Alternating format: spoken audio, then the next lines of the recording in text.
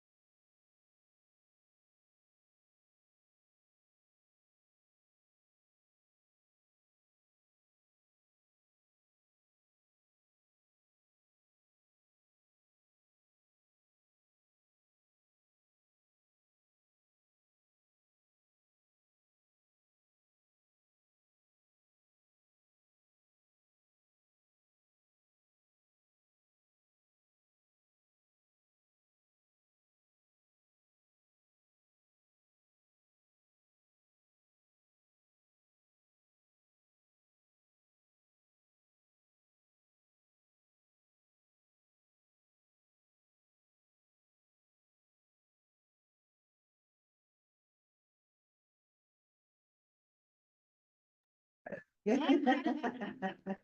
we have a quorum yet? We do. We do. All right, then we must be in good shape. All right, in accordance with I'd like to declare the meeting open. In accordance with the decision that we made at the previous board meeting, instead of the invocation that we used to have customary, we are going to have a brief moment of silence for self-reflection, followed by our pledge of allegiance.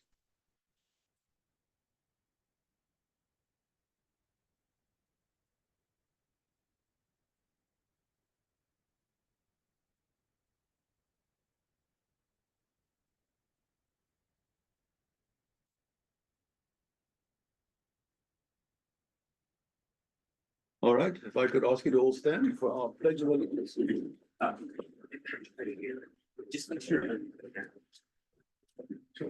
I pledge allegiance to the flag of the United States of America and to the republic for which it stands, one nation, under God, indivisible, with liberty and justice for all.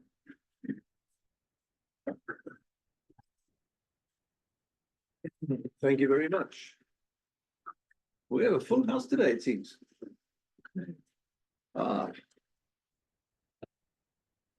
Welcome to all the members of the public as well. At this moment, I'd like to call for any comments from members of the public. Questions, observations?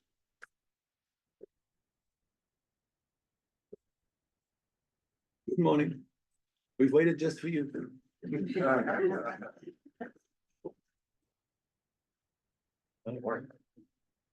morning, Leandro. All right, it seems there aren't any. Then I'd like to continue to one of the highlights of our meeting today. That's recognition time. We are honored to have with us in the unusual role as a guest today, our long-standing friend and colleague. And I wasn't speaking about you.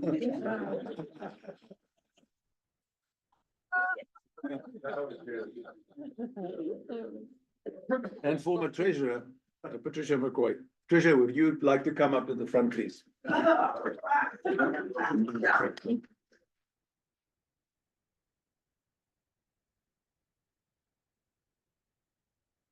On behalf of the board and the entire Carter organization, I would like to express our sincere gratitude for your many years of loyal service and support to Carter. You are an institution here, and you certainly will be missed, but thankfully our doors are always open, and we'd love to receive you here at any time. And we will reserve a seat for you all, just in case. In the meantime, not only can you look back with great pride at your service to the community, but hopefully also find a little bit of free time, devoid from looking at expenses and signing checks and keeping the other board members under control, to enjoy life for your own and your own pursuits and benefits. And as a small token of our appreciation, I'd like to hand you this. Something that hopefully you can find a good place on the mantle or in I'm some. slinging snot, stop. And then, I think this is such a nice thing. I think, that should also find a very special place Yes, and remind you of all your friends that you haven't got. Thank you. thank you. Thank you guys for enriching my life, and I enjoyed working with each and every one of you. I don't know who's gonna make you laugh now that I'm gone, but I hope God, I pray that God will continue to bless each and every one of you and your families. I expect nothing but good things that, and I know that you're doing for our community. Thank you so much. Thank you. And I do miss seeing you guys. I really, really do. Thank you. But if you don't mind, I still have your number on speed dial. Uh-huh. I Just may, call me. I may from time to time call to check in, but also ask for advice. I don't have it. Thank y'all. Thanks again. Thank you.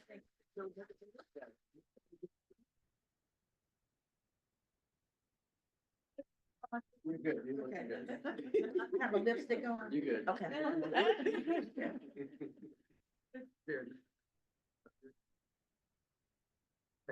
Thank you. Thank you so much. Thank you. This thing is heavy.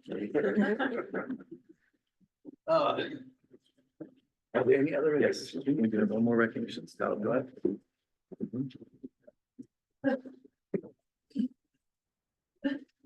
Good morning. Morning. Today, we're excited to introduce a special recognition under a new name, the Carta Ambassador Award.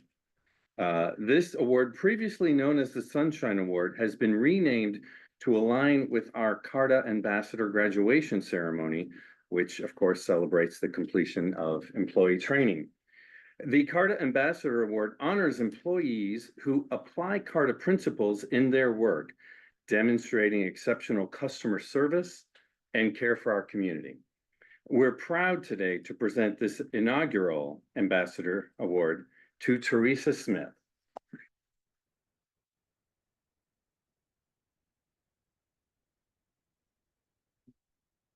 I have a real quick story about what Teresa did this summer to merit this honor. On June 25th, Teresa encountered two 12-year-old twins participating in our Read and Ride program, which, as you know, was developed in partnership with the Chattanooga Public Library. Their mother, Dr. Lynn Hunter, who helped create the program, she also serves as the head of the library's teen services. She shared this story with us. So the twins had been to the Read and Ride and were getting on what they thought was a shuttle to the North Shore, but they accidentally boarded the wrong bus and ended up at Hamilton Place. They became understandably upset. Teresa noticed their distress and went above and beyond to help.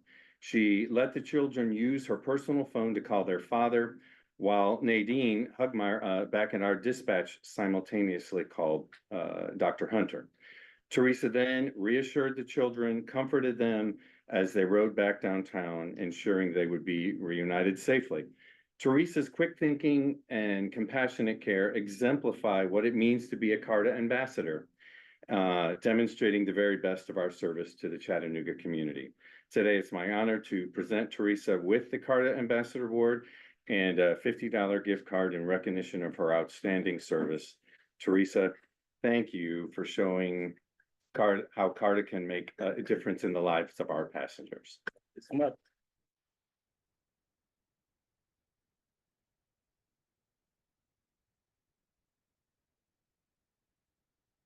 Story, delightful. Thank you. Teresa, congratulations and thank you. Thank you. Thank you. Thank you. It's my honor and privilege to present this to you. Thank you. And we are of modest means, so the gift card could be a lot more valuable, but for now it'll have to do. Thank you so much. My pleasure. All right, thank you. Thank you. Can get a picture? Okay. Yeah.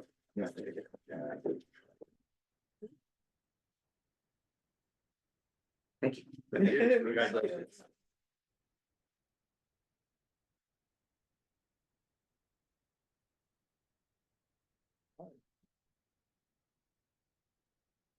So I'd like to move on with all the pleasantries behind us, hopefully what lies ahead is not unpleasant. To the next item on the agenda.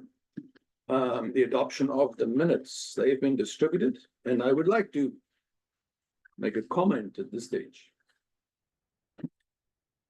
Quite honestly, I have, in my professional career, attended probably thousands of board meetings and other meetings where formal minutes and things are kept.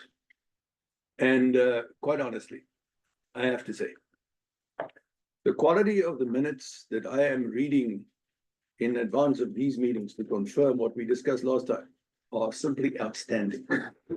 Honestly, thank you very much, Dana. Much appreciated.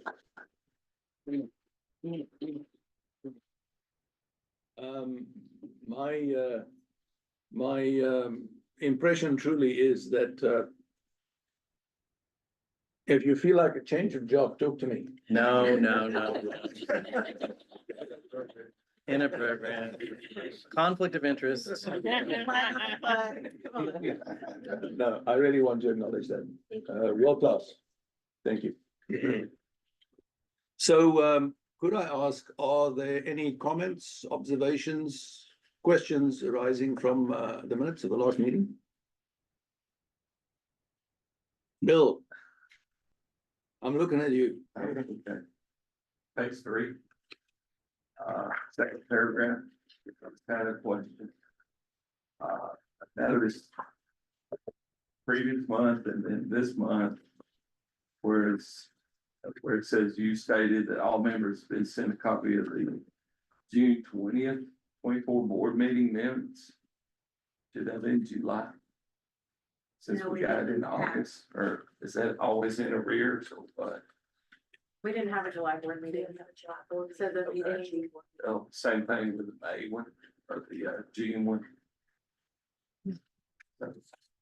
I don't know. That's my only question. So you were the only one who pitched for the previous to the previous meeting. So we didn't have any. Okay. Gotcha. Okay, thank you. All right.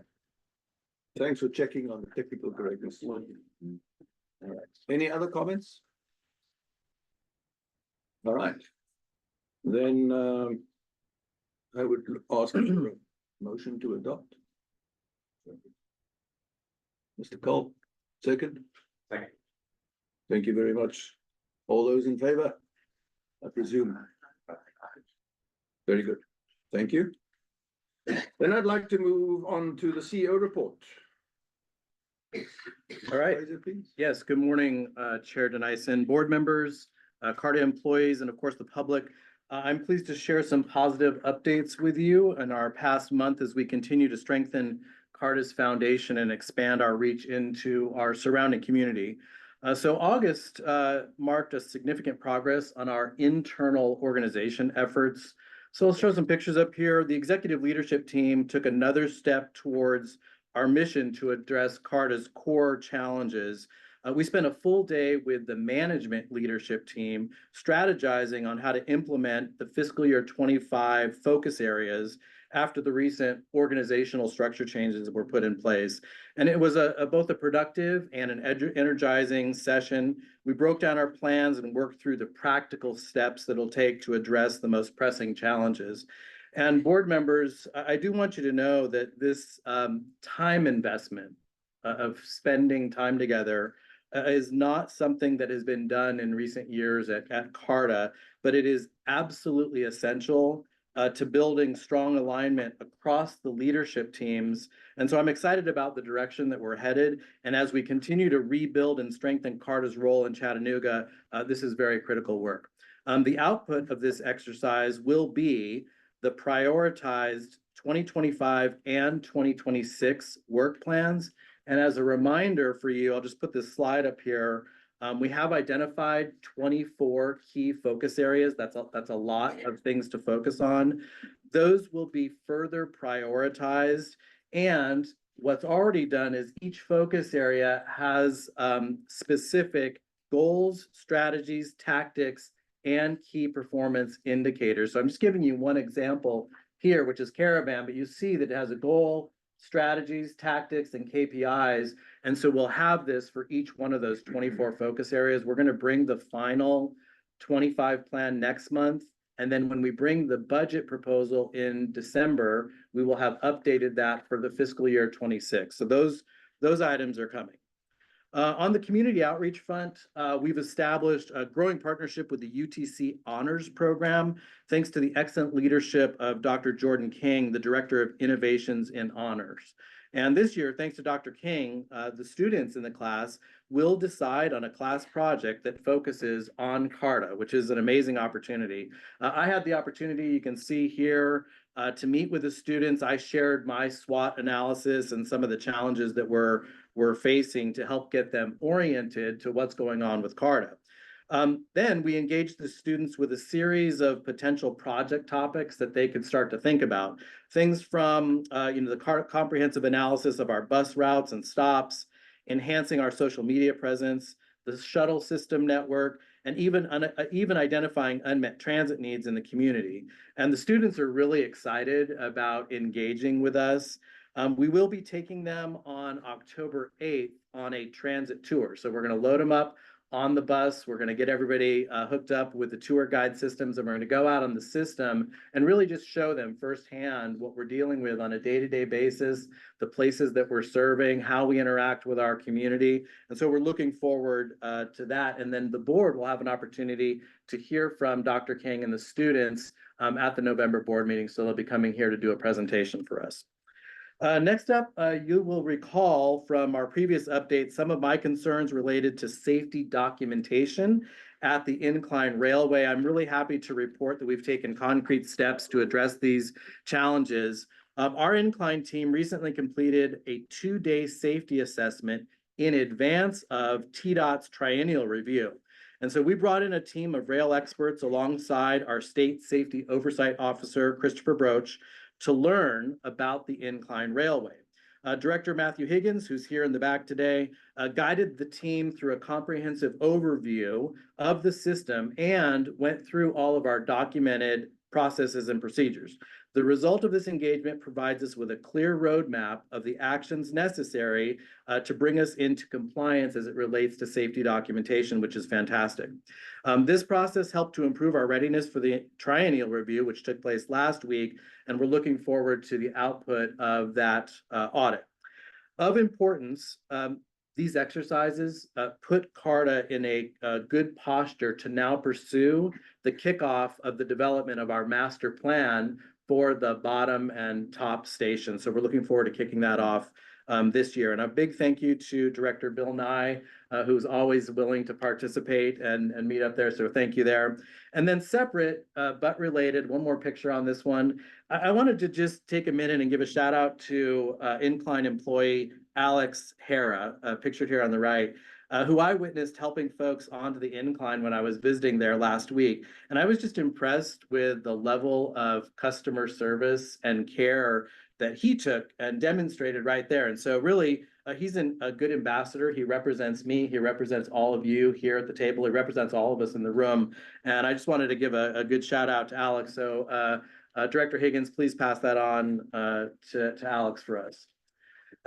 Next, in building on our successful Read and Ride partnership with the Chattanooga Public Library, which I'm proud to report, now we have over 5,800 student trips on the Read and Ride program. So we're really excited about that. But we're excited to announce another innovative collaboration with the library. So this fall, we'll launch a pilot program for the Incline Railway Family Pass. Like borrowing a book, patrons will be able to check out passes from the library that allow an entire family, up to 6 people, to ride the Incline. One family pass will be available for checkout from the main library branch each week, except for a blackout period during our busy season, June 1st to August 1st, which means that 42 Chattanooga families will have access to the Incline Railway at no cost over the next year. So we're eager to see how this pilot program rolls out and hope to expand it in the future. Related to this, I'm sorry. to Yes. interrupt you. Yes, no, please What a do. brilliant idea. I'm amazed it wasn't my idea. Whose idea was it? I think it was your idea. I mean, I I'm convinced you text me about it. Really, this is, as we're working with all of our partners in the library, and I'm getting to know Director Higgins and his team, we think about these things, on a daily basis. And what we talked about was, how do we make this more accessible to our community? And so library has a program where you can check out tickets for other events in the community. It's not just the Incline Railway. And so we reached out and said, hey, we'd like to, give this a go as a pilot program. And I think it just speaks to, the way that we're approaching our commitment to becoming a trusted community resource. I think it's a great opportunity. Also related, the board, you recall, we implemented an annual pass for the Incline Railway. Just to give you an update, those went on sale August 1st. And so since August 1st, we've sold 81 passes, which is fantastic. So those folks can use it year round. So we're excited to see that program continue to grow. Moving on, I had the great privilege to attend the groundbreaking ceremony for Espero, the new 60-unit supportive housing development led by the AIM Center. Located on East Main Street, this project is a testament to AIM's commitment to serving our most vulnerable citizens. With 19 units reserved for residents making 30% or less of the local median income, and the remaining for those at or below 60%, this housing will provide much needed relief to our community's housing shortage. CART has been a strong partner with AIM Center for years, and we're looking forward to continuing that collaboration as they expand their housing initiatives.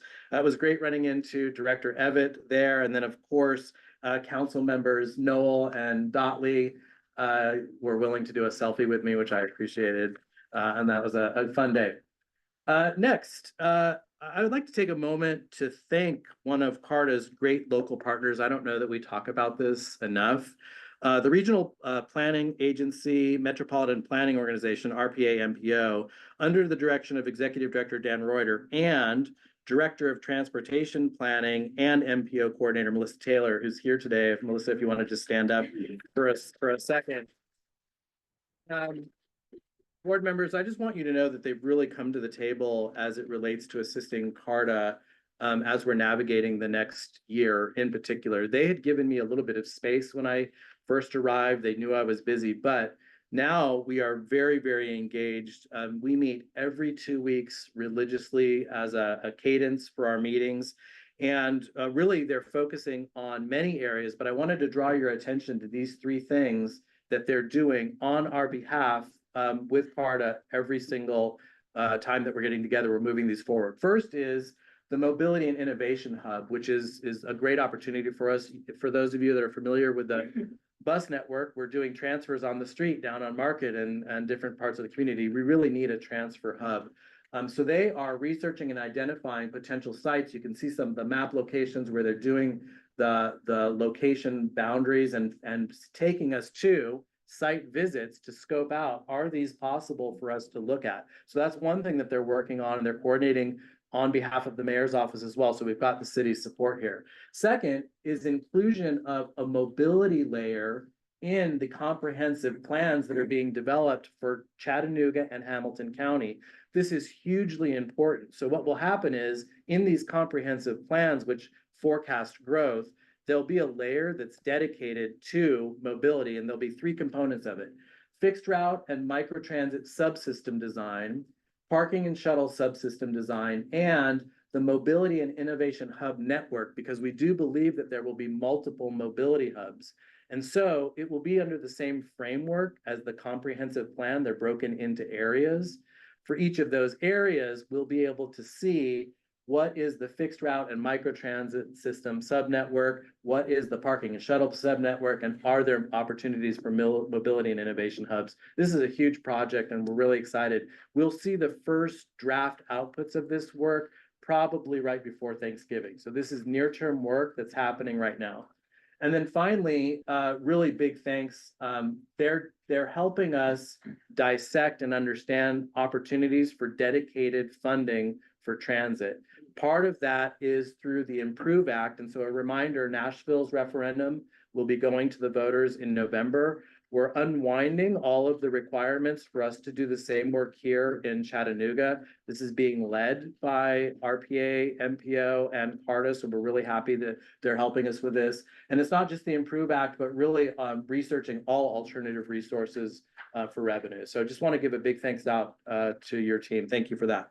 And then finally, it's my pleasure to introduce you to one of our newest staff members, board members. If you would please meet Mark Poyer. Mark, would you please stand up? Mark is our new director of Caravan, and I'm happy to say that Mark is a prior colleague of mine. I'm in big trouble because we have stolen Mark from the Jacksonville Transportation Authority. But Mark brings over 2 decades of paratransit and community transit programs to the table. He's an expert in ADA compliance, expert in paratransit operations. In Jacksonville, he oversaw our ADA program, our premium service, and those services generated over 2,000 trips every single weekday. So the volume is significant. And so we're really happy to have Mark here, and he's already hit the ground running. So welcome, Mark. And I don't know if you had any words you wanted to say to the board. No, thank you. I just really appreciate being here, and I'm super excited about what we have in the future here in Chattanooga. Carta Caravan, we're definitely gonna put Carta Caravan on the map. People are gonna be looking at us, trying to figure out what we're doing. Well, that's fantastic, Mark. Welcome to our community. Welcome to Carter. Appreciate It's it. fantastic having you here, and we look forward.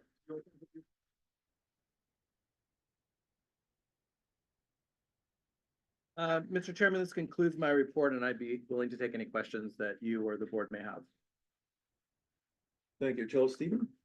Just a small question, the annual passes for the incline, Yes. sold 81 of those, what is the rough demographic of who's making those purchases and what they're using it for? I don't have that right off the top of my head, but I'm gonna opine that it's local people that are using these that live here in this community. We'll get that information and send a follow-up to the board. I wouldn't anticipate it's the people that are coming during the summertime. Imagine it's people the town of Lookout Mountain that want to use it, maybe folks locally in St. Elmo, but we'll get you the zip codes and do that analysis. Comes in handy when the weather turns bad too. It does. It does indeed. Are we advertising to them, or do we have a method that we're advertising it? Just to keep encouraging it? We do, and so there's layers of advertising. We've got social media that's going out, but I'm really happy with what they did recently. So we've now targeted specific areas, and because we're kind of doing a round robin, but I got my personal flyer in my mailbox recently, and it's, big, nice, big piece. And I was like, great. And so it advertises, we're doing both mailings, we'll do neighborhood drops, we'll do it on social media. So we'll continue throughout the year. Okay. Is there anybody from the Detroit Free Press here today? Detroit. Oh, listen to me. In Chattanooga today. Times Free Press. You can see when my roots go back to. But we have the Chattanoogan.com. Hannah's here. Oh, Hannah, there you are. I didn't see you there. Well, that'll do very nicely. I would suggest humbly that you slip this information into another article. Thank you. I don't have a question, other than, I don't know when you sleep. Every month you bring back so much information and you visited so many partners, and I can't appreciate it enough. And I've heard both from the UTC faculty and UTC student groups how much more CARTA has been engaged this year, and I think we're probably gonna see that reflected in ridership and partnership, so just thank you. Yeah, thank you for your support. And when we get into the details of I just want to be clear and just take this opportunity. When we go through the strategic imperatives, which are all of those work plans and the goal, the 24 focus areas, our efforts are aligned with those things. So we're not being just haphazard about what we're doing. We're being particularly strategic on where we're spending our time, because we're up against time. So thank you for that. I appreciate it. Any other comments, observations, questions? Another excellent report by our CEO. I am convinced that he actually has somebody who writes up these things for him. but I don't have facts to prove it. Well done, Charles, thank you. All right, thank you, then we can move on. We accept your report for information as read. Our next item on the agenda is our consent agenda. The financial report, statistical report, and the parking facilities update have all been distributed in advance for your reading pleasure. Any comments, questions, observations at this time? I was hoping to get a little bit of information on the statistical report as to why the East Chattanooga route is, the ridership has dropped year over year. In my opinion, statistically, so I'm just wondering if we could maybe get a little bit of information as to why. Is it because Cargo is, picking up in that area a little bit more? I mean, we're down about 5,005. It's, we've been watching that one ever since the May markup. If you recall, through the summer, there was a dip in the ridership because of the May markup. But in the August, the August ridership is now rebounding. But there is an overlap with the Car-to-Go service in part of that area as well as the East Chattanooga. Because of course, as you know, we have 3 deviations in the East Chattanooga area. So it's kind of all split, but we're still watching that. But there is an overlap because of the huge zone of the Car-to-Go. And I know last month there was a technical issue with the 10 specifically. Is that still maybe apparent in this data that we haven't figured Well, out yet? it was noted, it's noted in the, report, there was about a week of data that we missed, but the average of the weekday ridership that we captured with the APC, information, that is now showing the number 10 back on the rise.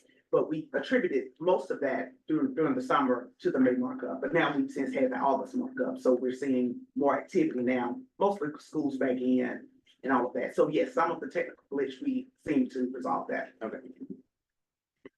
So Veronica, shuttle was a bit down, but am I correct that overall ridership was up 4% or something like that? Yes, sir. Mhm. That's good. And shuttle, I presume, is just seasonality? Yes, sir. That is correct. Okay. And the only item I wanted to get a quick update on is parking day tomorrow and sort of PARTA and the parking authorities' participation in parking day. Brent, can you please come up to the table? Thank you for bringing that up, Dr. Allen. We're That part tells me what parking day is too. parking day is where you get creative and if you imagine parking spaces or something else. So between the 600 and the 800 block of Broad tomorrow, if you come down and check it out, you will see parklets set up with tents. Some of them are building things to bring out, like maybe platforms or stuff. I mean, there's gonna be so many. We've got over 50 parklets this year, which is the most we've ever had. And we've been working with the design studio on that and partnering with them on that.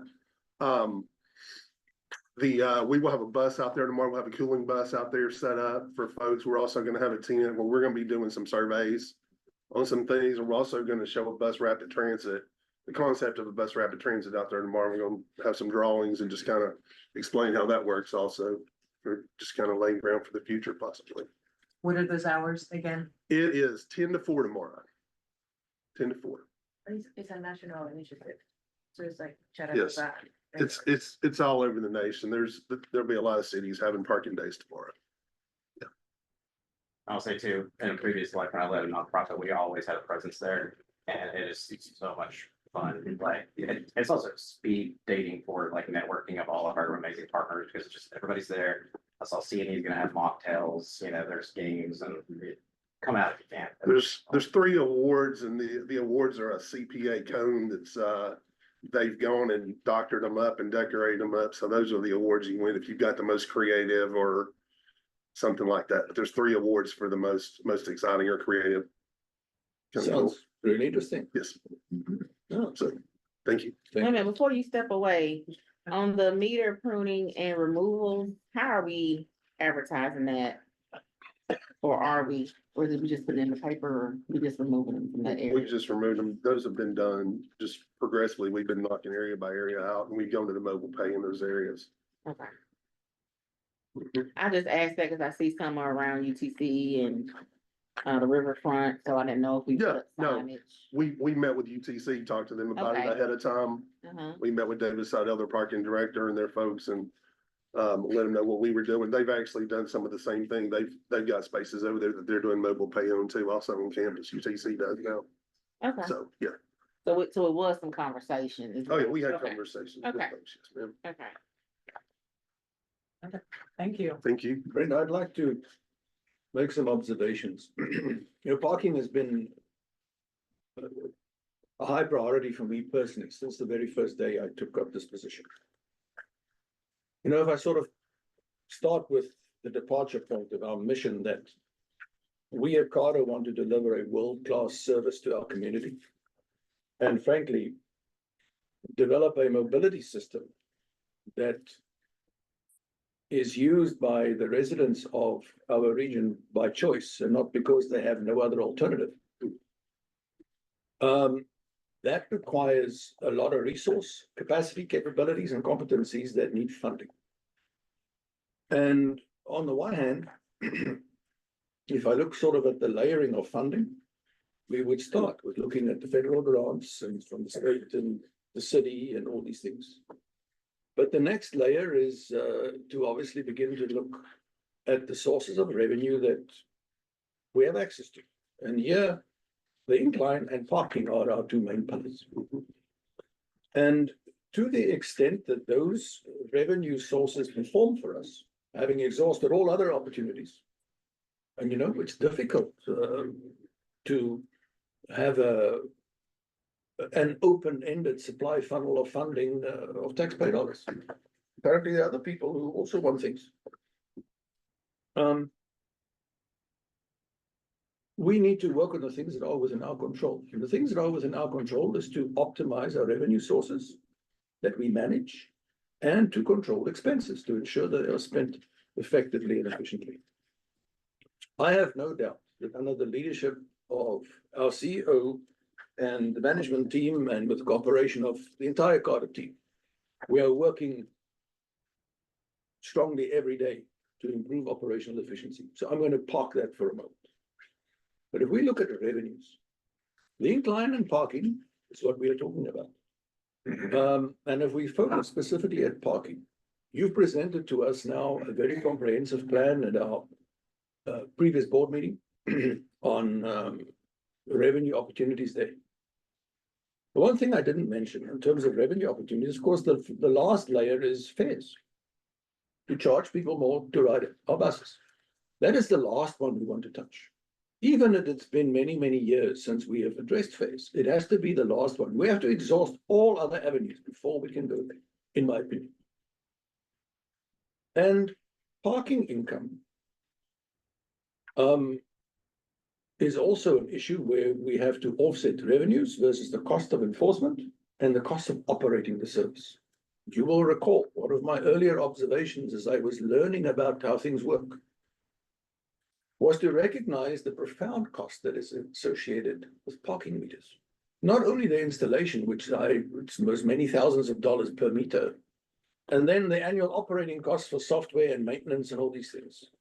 And that was why I argued so strongly that we should move on and get rid of the parking meters and replace them with technology that is much more efficient and much more cost effective.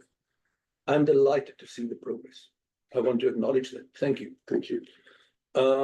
And these savings will go literally straight to the bottom line and enable us to do more for our community at Carter.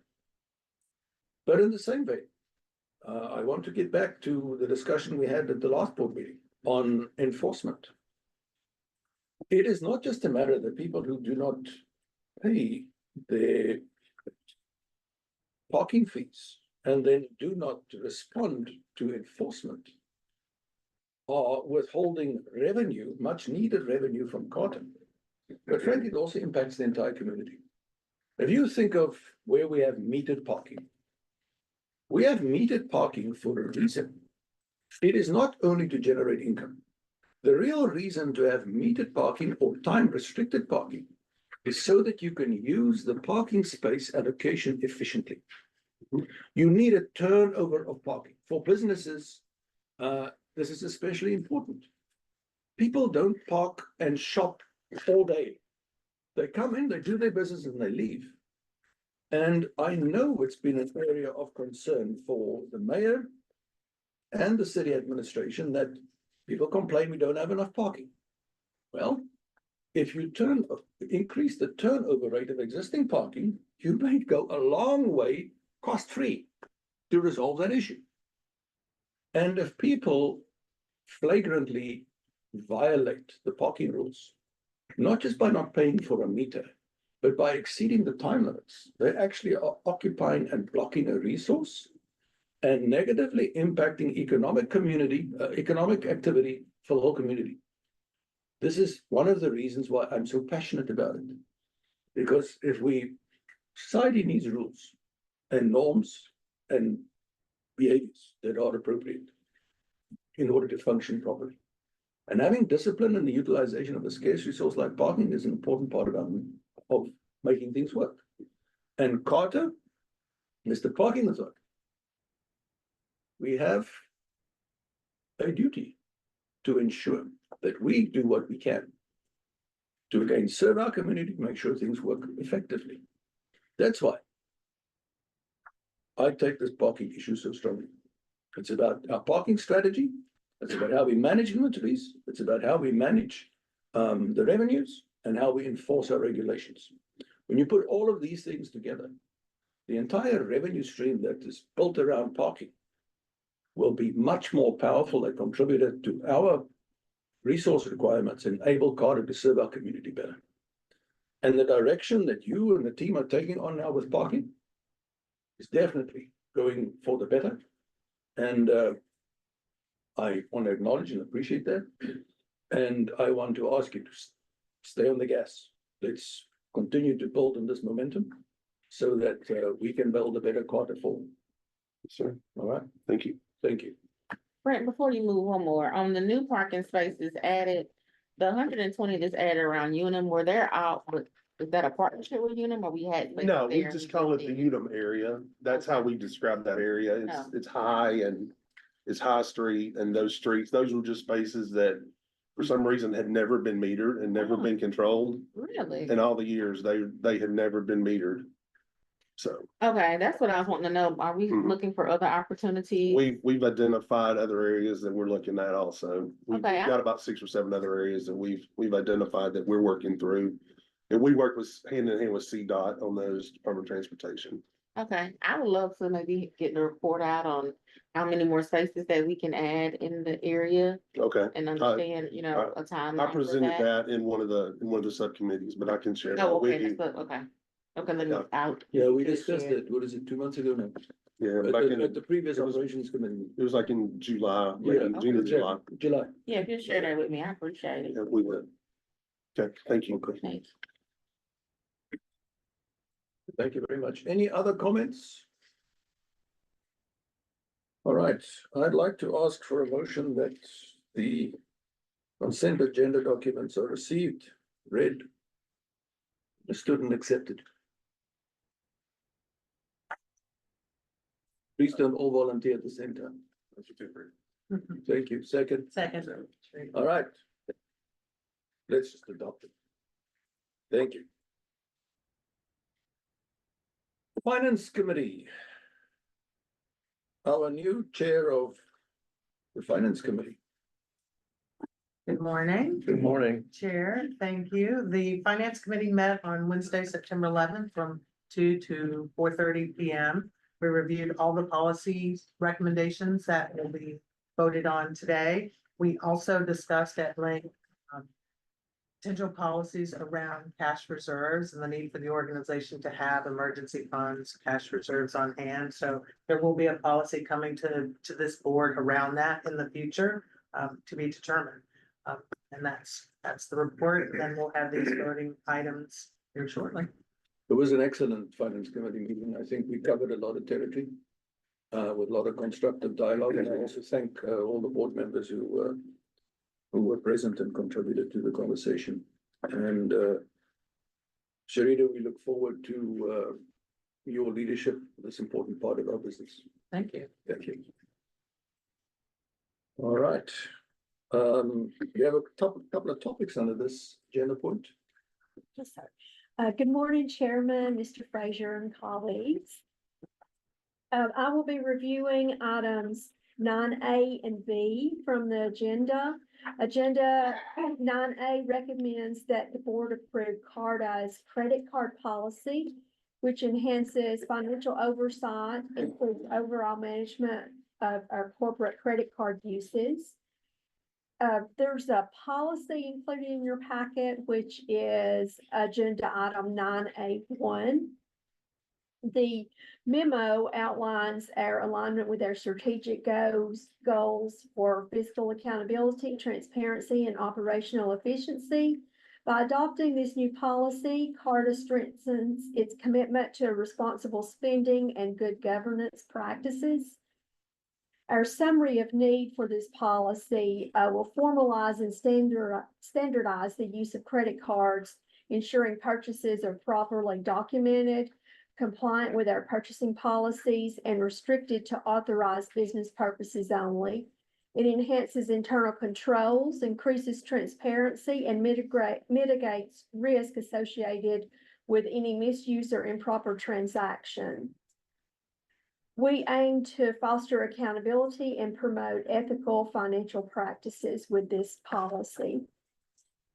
Our background in history is we had relied on credit cards provided by First Bank for emergency purchases, travel bookings, and time-sensitive transactions since 2012.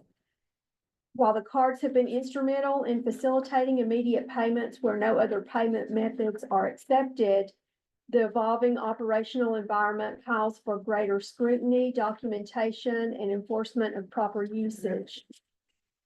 Currently, our credit cards issued to a limited number of authorized personnel, which includes the CFO, the COO, and the purchasing manager. However, with the growing complexity of CARDA's transactions and operational demands, a robust formal policy is needed to safeguard the agency from potential financial and operational risk. It introduces enhanced measures such as mandatory pre-approval, comprehensive documentation, regular reconciliations, and detailed reporting. It restricts merchants and penalties for misuse to enforce compliance and ensure the integrity of financial practices. All purchases made with company credit cards will continue to adhere to CARDA's procurement policy, which does include pre-approval for transactions, detailed reporting, and adherence to the micro purchase limits. This policy underscores the agency's commitment to maintaining the high standards of fiscal responsibility and operational efficiency.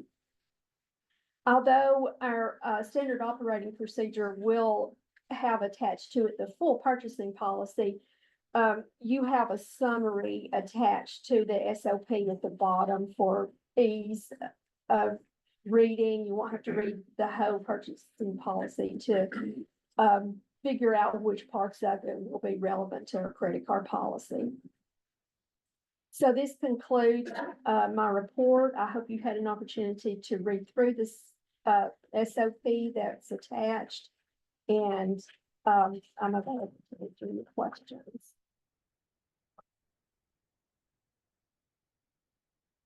We did cover this quite comprehensively in the finance committee meeting. But for those board members who were not part of that participation or conversation, I should say, now would be a good time if you have any questions or thoughts on the topic. Currently, we only have 3 corporate cards. I have one, the chief operating officer has one, and our purchasing manager has one for emergency purchases. And we we anticipate just keeping it to those 3 too. I was curious that the CEO doesn't have one. Yeah, he does not want one. And our limit on the credit card is in aggregate $15,000, so we rarely meet that monthly. And we do not accrue any credit card charges because we pay it off monthly. Just a comment, thank you for pulling this together, because I know we talked about it and it's timely with Patricia, us acknowledging Patricia today, because she referenced a lot of this over the course of the time, so thank you for finally pulling this together. And now we actually have something to kind of go by. Yes, and that you mentioned that the treasurer and any other members of the board or finance committee review our monthly credit card invoice in detail. Make sure it's all in line with our purchasing policy. So what all of this means, I gather, Sonia, is that the holders of the cards not allowed to go buy beer with the card. Yeah, Huh? that's indicated in the policy, Right. no alcohol Good. or entertainment merchants. All right. If there are no other comments on that topic, let's move on to the next one. Thank you. We need a motion. We'll do it all at the end. The second agenda item 9B is a resolution revising the contract signature threshold policy. We're recommending that the board approve resolution number 606, which establishes the formal guidelines on the contracting authority of the CEO and secondary CFO. Again, this action aligns with CARTA's strategic imperatives of physical accountability, efficiency, and transparency. Approval of this item will establish formal guidelines regarding the contracting authority of the CEO. Currently, the CEO has broad discretion over the approval of contracts and expenditures, which increases the risk of decision-making without the necessary checks and balances. While this structure provides operational flexibility, it lacks a safeguard mechanism to prevent excessive or imprudent spending without board oversight. The proposed policy sets critical financial guardrails by capping contract execution authority at $50,000. And again, this $50,000 aligns with our procurement policy. It's designed to strike a balance between operational efficiency and fiscal responsibility. It ensures day-to-day expenditures and routine contracts can be executed without delay, while providing the board with greater control and visibility over more significant financial commitments. By doing so, CARTA strengthens its governance structure, limits financial exposure, and fosters better alignment between executive actions and board-approved financial strategies. Currently, our purchasing policy authorizes the CEO, the CFO, the COO, and the Director of Grants to approve contracts.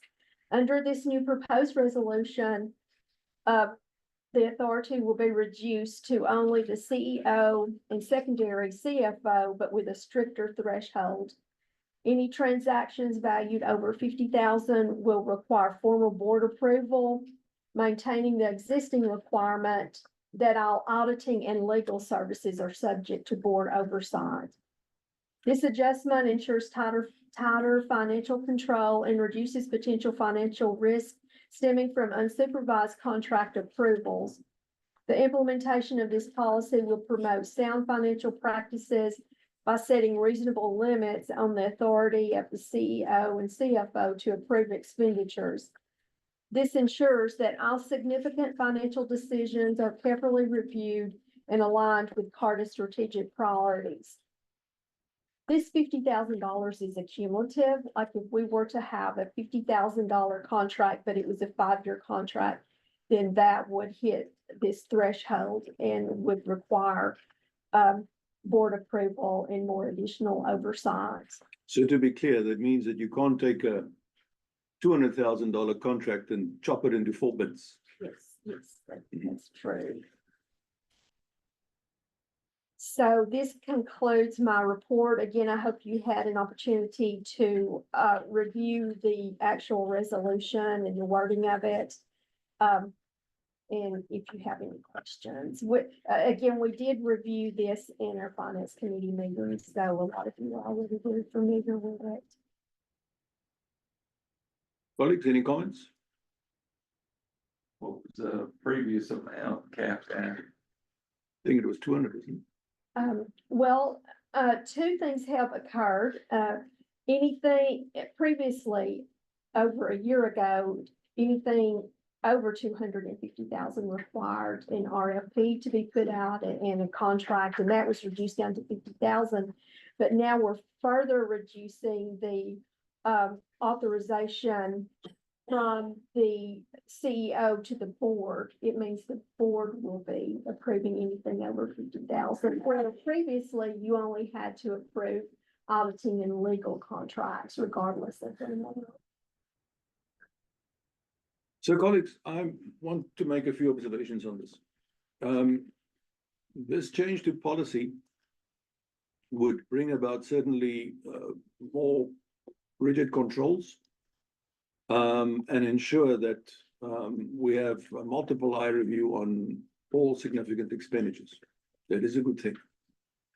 On the other hand, it also runs the risk of slowing things down. The board meets only on a monthly cycle. And it's just another layer of bureaucratic approval. Might be necessary, but it's the reality of life.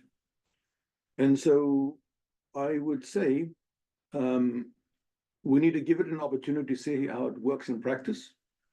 I don't want to exchange one area and solve one problem by creating one in another area. Operational efficiency is also an important part of what we do around here. I would say, Sonia and Charles, to you and the team, in order to make this work, it will require a little bit of focus on forward planning. I'm not suggesting it doesn't happen, but it will be even more important under this delayed approval cycle so that we can put in the necessary approval requests and discussion topics with the board in good time so that we don't delay anything from happening in a timely and efficient manner. And on behalf of the board, if we can have adequate opportunity to discuss and assess these matters before the time, so that any outstanding questions or homeworks or whatever the case might be that are an impediment to the board approving such an expenditure can be resolved prior to board meetings. Because the last thing we would want is an important topic coming to the board and then there are questions and we can't approve it and we have to defer it to the next meeting so we can get the efficiencies in. Does that sound fair? All right. And board members, I would really ask, our duty then is to ensure that we appropriately probe, challenge, question all the things that need to be looked at prior to the board meetings so that when we come to the formal approval session, we're all prepared. Yeah. Can we establish like a pilot time or something, or establish a second mechanism that allow us to take decisions, to make decisions between board meetings? In case we prepare, but we ended up, I don't know, in discussion and we can't agree on something, so we don't have to wait. So one of the things I would answer you, the answer is such a mechanism does exist. All board meetings are to be taken, ought to take place in the public domain. We have a published an advance meeting cycle. Nothing prevents us from having an extraordinary meeting with appropriate public notice. And that would be the mechanism. But obviously, an extraordinary meeting should not become the norm. And if we really needed to, if there was something that was really urgent, we could do that. But since it is a little bit disruptive in nature, we should try to avoid it. Chair, if I may, I'd like to add that we also discussed having the CFO pull together a list of those contracts that are 50,000 and above and putting those on a calendar so that we know when those are coming up, so that we have some advance notice when it comes to presenting those to the board, but also making sure we have a quorum at those board meetings so that we can make those decisions in a timely manner. All right. Thank you. Sonia, let's move on to Do we Oh, need it's a motion Veronica. to approve? I'm gonna do them all three Oh. together. I would actually ask if we can take A and B separate from C on this one. All right. Happy with that? Could I ask, What'd you say? Oh, oh, okay, Oh, I thought we had a. did I see a hand raised? So make a motion that we accept the credit card policy and resolution 606. Second. Second? All those in favor? Aye. All those opposed? All right, motion accepted. Thank you. Veronica. Good morning, Thank you. Mr. Chairman. Good morning. Good morning. Good morning, directors, Mr. Frazier, colleagues and guests. I am presenting action item agenda 9C, our advertising policies update. The staff recommends the board's approval of our revised advertising policies effective on today, September the 19th, 2024. Notably, the revisions made will allow the promotion of commercial and civic advertisements on all of Carter's assets in addition to our vehicles, which are referenced in the memo on page 27. As noted in the report, the approval of this action item will allow us to develop a strategy for advertising sales and offer additional opportunities to potential advertisers to increase our advertising revenue. This approval of this action item will offer us the flexibility, as there are no immediate plans at this time. However, we will bring any proposals back to the board prior to executing. Unless there are any questions, this concludes my report. I do have a brief statement, and I'll say I have a personal passion about this, and so my partner is always good about. Hey, Corey, write it down. Mhm. 4 or 5 sentences, and so I'm just gonna read verbatim my thoughts on this, and again, I think. In our committee meeting, I let my emotions get ahead of my words on this, so I'm just gonna read my thoughts, and I also will say, I am so appreciative of. The diversity of thought and experiences in this room and at this table. I don't think that this should be a place where every vote is unanimous, so if my vote is not aligned with all of my colleagues on that, I am completely fine with that, but I do want to express my personal thoughts, so. Consumer advertising is a business model that bombards us with messaging that we are not enough and that we do not have enough. That is not messaging that I want my kids or anyone's kids to see more of. For that reason alone, I will be voting no on the expansion of advertising. This opinion aligns with many other transit agencies across the country that do not have advertising programs, namely AMC, just north of us. But as expressed in that committee meeting, if this does move forward in an effort to build new shelters, which we desperately need, my hope is that this board can more strictly define what types of advertising align with Carter's mission. And we must also always prioritize that bus shelters go where there are the most Carter riders and not where there are the most consumers. Thank you. Thank you. Thank you, Corey. So you're opposed to advertising in general? In public spaces and public service, I am, yes. Good. Any other comments?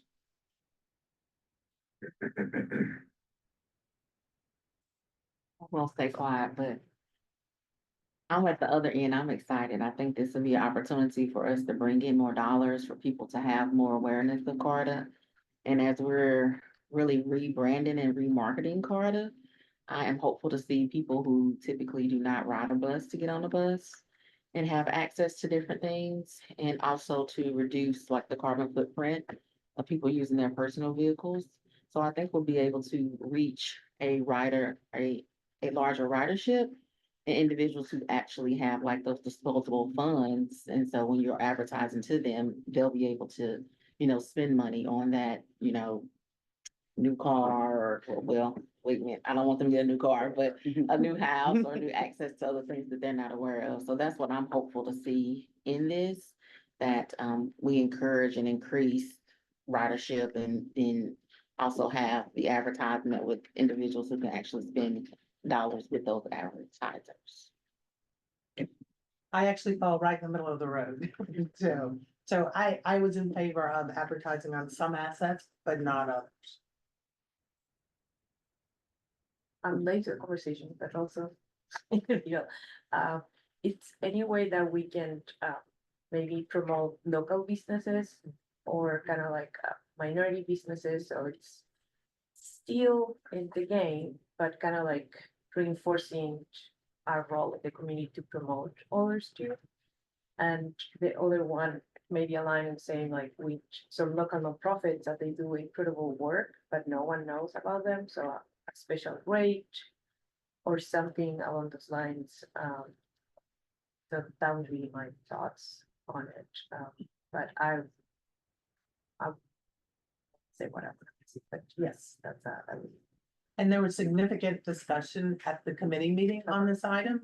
And I think it all came back to the issue that the policy simply opens up the ability to advertise on all of our assets. So at this point, we've not defined what that advertising will look like, where it will be. It's simply, previously, we could only advertise on one asset, and now we're able to advertise, the proposal is to advertise on additional assets. So it's sort of creating that baseline policy, and then I'm sure there will be other policies that we can put in place on top of, layering on top of this. So, Corey, I would agree with you that we certainly do have a very diverse board in its composition.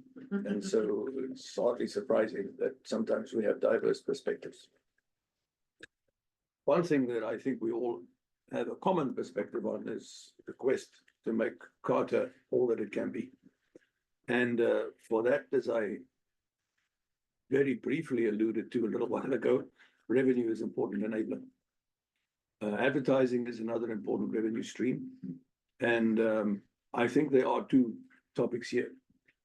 The discussion here is exactly as has been described about expanding the number of assets where we can deploy them for advertising purposes.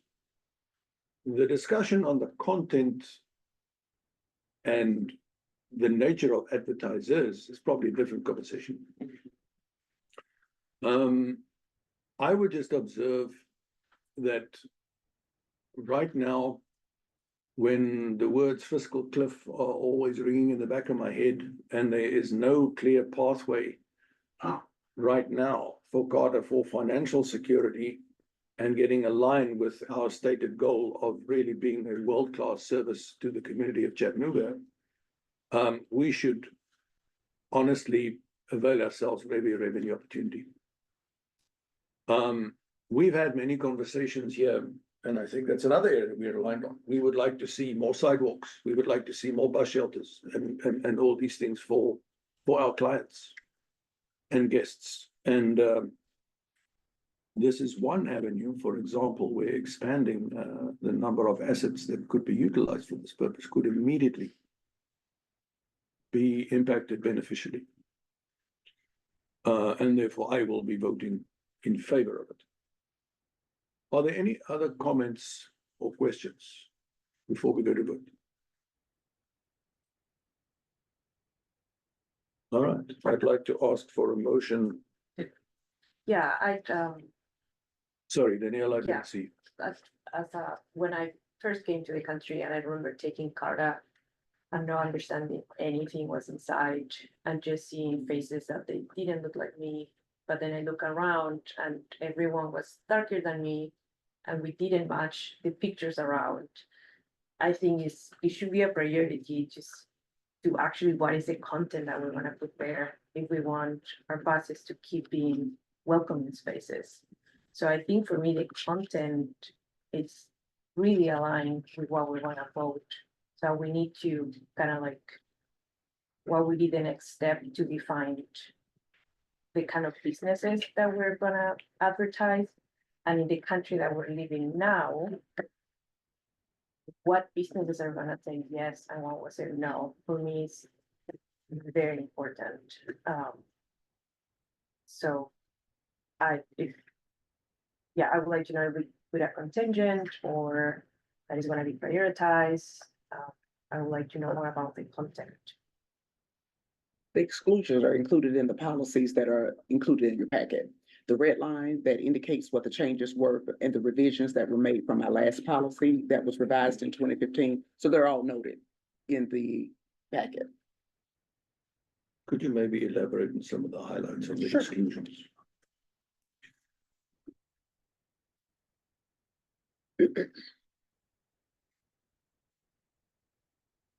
If you will. The red line version of the revised policy begins on page 30. Well, actually, the revised policies are page 28, 29. The red line that notes the revisions are on 30 and 31. The revisions, the exclusions that, where we are prohibiting are in provision 1 on page 30. No advertising will be accepted on any Carter property for any of the following products, services, or businesses: alcoholic beverages, tobacco or tobacco substitute products, or nicotine delivery systems, adult movies, or any other form of entertainment with a rating of restricted, adult, or higher, adult bookstores, adult nightclubs, massage parlors, or any other form of advertising containing pornographic, indecent, or sexually explicit material. So basically, also number 2, all of the provisions noted accordingly, Carter will not accept either political candidate advertising or political issue advocacy advertising on any Carter property. Additional restrictions should also apply on the downtown shuttle system, Lookout Mountain Incline Railway, etc. So basically, we reserve the right to review the content, and it's required that we review the content of each advertiser as they submit a proposal. So we definitely control the content of the advertising messaging. But those are the exclusions of what is prohibited from advertising on our system. I apologize, I know, disappear if you want, and I'm late to the conversation, but like, with the exclusionary language, it doesn't set up what are principles or values that we want to promote. So we normally, in the scarcity mind, we say, what are the things that we don't want, or we know are, but if we think about what we want to promote, it would be easy to align those values with businesses that align, instead of saying no, be more like, what are we saying yes? I think kind of to add to this, I don't know if that makes sense. I would respond that the list of things that would be permitted would probably be vastly longer. And you probably couldn't compile an exhaustive list. That's why the thing goes very clearly on the things we wish to exclude. My own observation is that as an advertiser who wishes to make use of Carter's facilities, people are driven by a need to ensure they get a return on their investment for advertising communication. And while no doubt there may be some national brands who may or may not choose to advertise here, they have many forums that they can choose from. I would imagine that it would almost be very self-selecting. There will be local businesses that choose to utilize our platform. As to content, our regulations should certainly exclude what is divisive and offensive, and I think they do. But in a way, it's also up to every individual advertiser to consider their own public image in terms of content and how they express their own brand. And I think most advertisers do that. After all, it would be somewhat self-defeating to have an advertising campaign that reflects poorly on one. So I think it'll be hard, Daniela, to make a list of things that we want or will allow. It's therefore easier to make a list of what we don't want. I don't think that's what I was trying to express. It's like to define our values. Like, what are Carta values that want to be encouraged to advertisement? So right now, if someone asks what our values, I don't think I could name it. I'll make up my own. So yeah, I think it's a deeper conversation that I missed, but I think it's a lot of opportunity there. Like, if we want to align our values and someone wants to also be behind those, it'd be great. So, I respect your point of view. I would also say that's why we have the committee system where we have more time to discuss philosophical issues. Yeah. So we can try to make the board meetings, effective and more concise. I would say this to you. I am happy that we agree on approving an advertising policy in terms of the media that we make available. And that at a forthcoming operations committee or finance committee, whichever is the appropriate place, we can have a discussion on advertising content and advertisers. And if we decide at that stage to incorporate such conclusions in an amended or expanded policy, by all means, we can vote on that at the next or at a forthcoming board meeting. But for the sake of making some progress now, because there are outside partners waiting to be engaged, I would advocate in favor of at least focusing on the policy decision now as tabled. I will just add that a big reason why a lot of other transit agencies elect to not advertise is so we don't get involved in philosophical decisions. We don't have these gray areas of what is and isn't a political issue. It's just not a conversation that we as focused on transit even have to have. So that's worth considering. Sorry. And I'll also point out, I led with consumer advertising is my disagreement. If we had the capacity to, and the administrative ability to put events and partners and spaces that we have access to and take those down when those events have passed, so we don't look like, hey, we're 3 months behind on, what occurred in the city of Chattanooga, I would be for that sort of placement of, I wouldn't even consider that advertising. I would consider that more partnership, but just an additional point too. In an ideal world, we would have the financial security to use our platform as pure community service advertising. Mhm. Whether for whatever reason, don't litter or don't, whatever. I envy those transit authorities who are in a financial position that they do not have to consider advertising revenue. And I hope that we can get there. Then you and I will be in total agreement. And I just want to thank Gordon for bringing up the point of taking things down. Thank you. All right. Thank you for the conversation. I think it's a good discussion to have. If I may, just mention in item number 3, with the exception of the interior of Carta's fixed routes, caravan, it says advertising will be permissible only if the advertising falls within one or more of the following categories and is not otherwise excluded in the above things Veronica talked about. Public service advertising by governmental and nonprofit, religious, educational, or charitable organizations, advertising promotes Chattanooga's tourism, hospitality, and outdoor recreational industries and attractions, advertising promoting public eating establishments, family theaters, and cultural and/or entertainment events, and which promotes the retail sale of products other than those prohibited. So there is already So some there- sort of yes, channeling. It's limited, those are the items that in this policy are currently approved. And really, this allows Ricardo and Veronica to kind of get out there and be able to figure out what is it, like come up with a plan and present that back to us.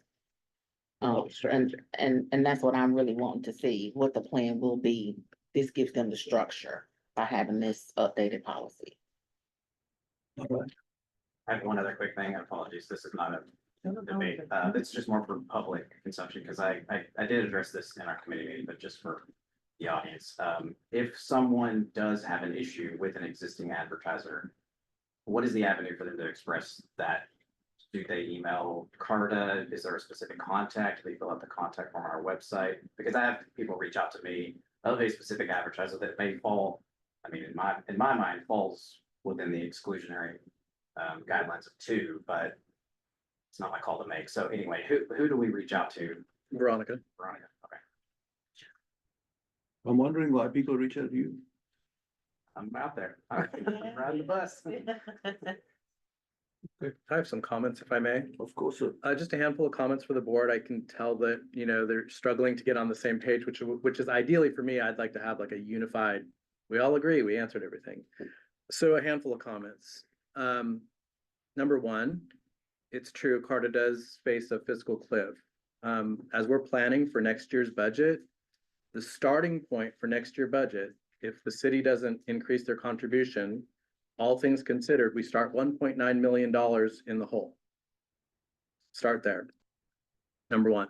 Number two, a policy approved for advertising today could be revisited in the future if we choose not to have that in the future.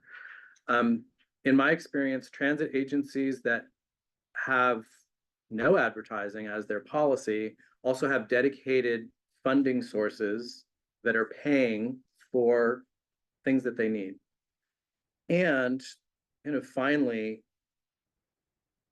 if it's not clear already, staff's recommendation for this space and time is this action.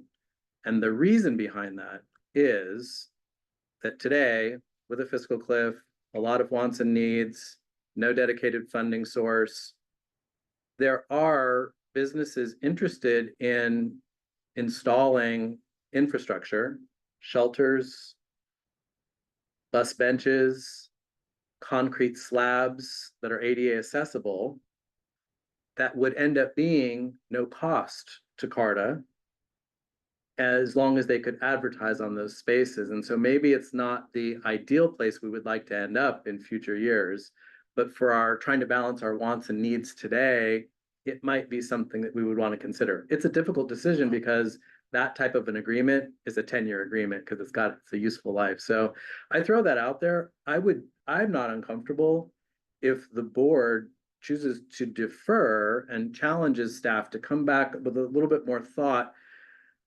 As an example, perhaps we could give some additional guidance on the percentage of the assets that are utilized for advertising, or things like that.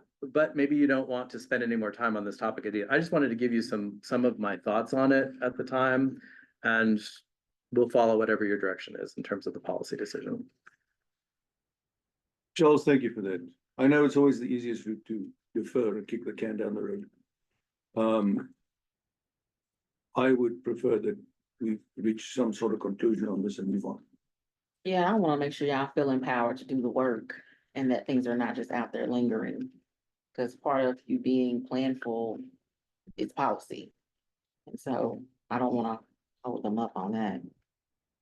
So I would ask for a motion to support and adopt the advertising policy as tabled. I move to approve. I second. All those in favor? Aye. Aye. All those opposed? All right, I think the ayes have it. Thank you very much. Good discussion. Thank you, Thank you. Veronica. Yes, sir. All right, I'd like to move on to item 10 on our agenda, the Compensation and HR Committee. So Chair, I will note that, given my current role as treasurer, I am not allowed to serve as chair of the Compensation and HR Committee. However, I will report that, as a follow-up item, we did ask when we first joined the board, we asked that there be a quarterly review of the CEO and the executive staff.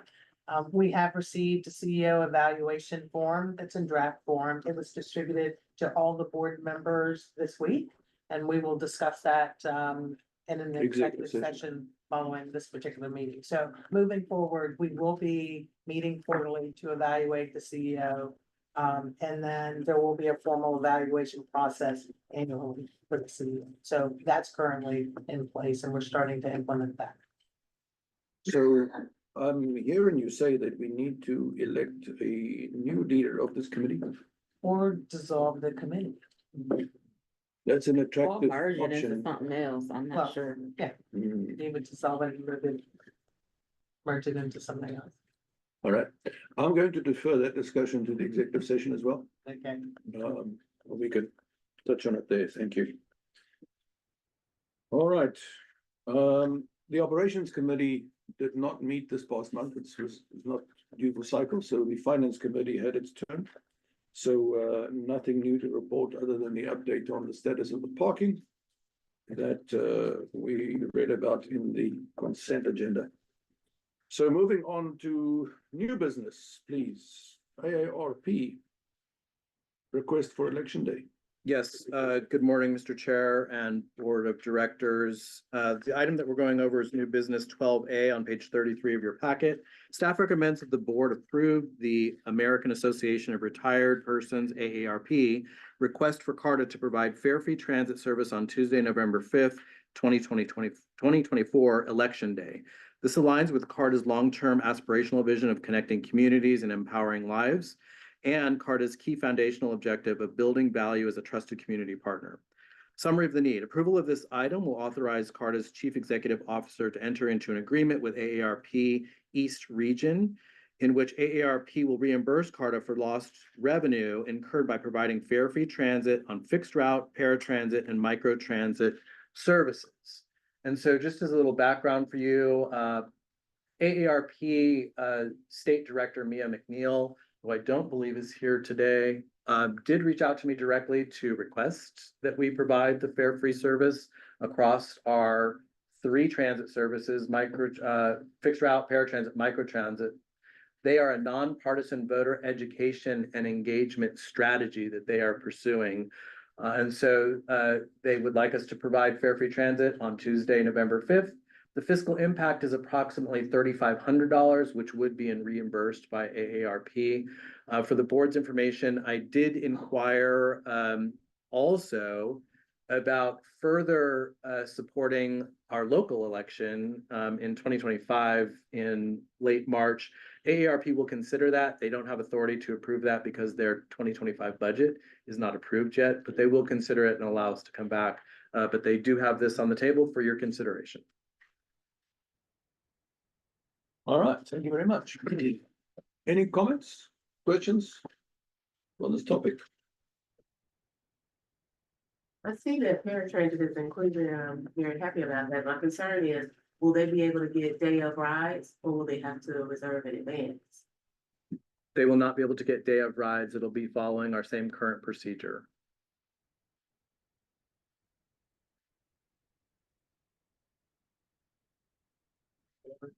Advertise to them to let them know is there a way that we can let the clients know that this option is available? We'll do a complete rollout to all of our service, all of the riders of all of the services. We want to advertise it and leverage it to the extent that it's possible. Chair, I will add that during the finance committee, this is the item that led to the discussion around having a cash reserve or an emergency fund policy. For instance, if we wanted to do this for future elections, for local elections, like, and AARP were not a partner to fund this, how would we It fund would be it? very useful to be able to afford it. Exactly. And so moving forward. Yeah. This is what led to that policy, but also the thinking around, should we do this for all future local elections? I just want to say one more thing. In the past, paratransit has been able to accommodate on the day of. So, I mean, I don't know if that's something we can get to. We'll take it offline for a discussion. I've got some concerns about capacity and at the end of the day, compliance. So happy to research that and I'll give board my findings. Thank you, Charles. My personal observation is this is exactly, the kind of community service that is in CARTA's mission and mandate.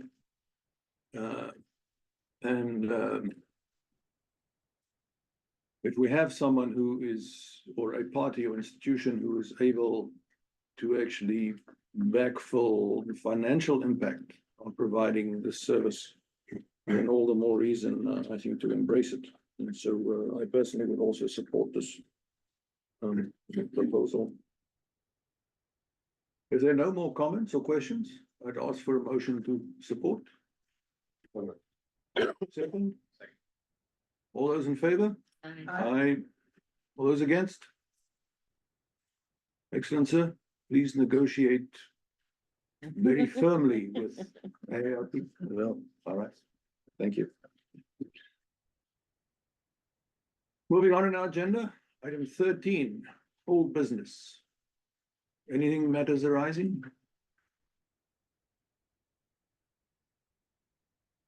Doesn't sound like it. All right. Then I wish to adjourn our meeting. Thank you for a good discussion. And as usual, the frank and constructive dialogue. I appreciate it. Thank you. Thank you. Meeting adjourned. Please check that with you. Thank you. So we need.